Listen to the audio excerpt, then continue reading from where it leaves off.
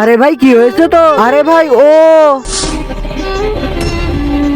আরে police sir কি হয়েছে? ও তো কিছুই হয় নাই, এখন হবে। আরে স্যার কি হয়েছে? আমি এমন কি করেছি? আরে কি করিস নাই মানে হেলমেট পরিস নাই, এখন তো চালান কাটবো। আরে কি বলেন স্যার, আমার তো চার্জিং স্কুটি, আমার তো এই স্কুটির কোনো চালান কাটে না। আচ্ছা তুই আমাকে আইন শিখাবি? তোর এখন তো আমি চালান কাটবই।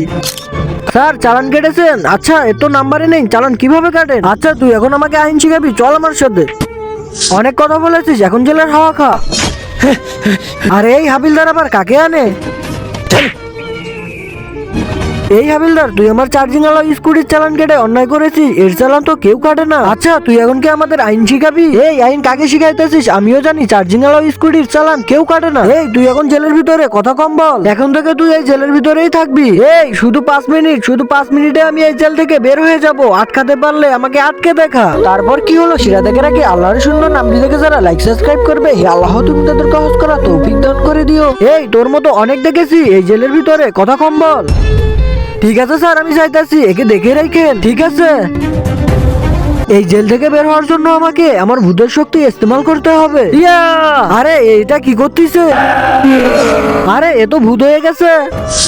আরে এ তো গায়েব হয়ে গেল। এখানে বসে আছিস, আমি তোকে ছাড়বো না। আরে এটা আমার কি হচ্ছে? আরে এটা আমার সাথে কি হইতাছে? আরে কি গাইস, এই ভিডিওর পার্ট 2 দেখার জন্য কমেন্ট করুন।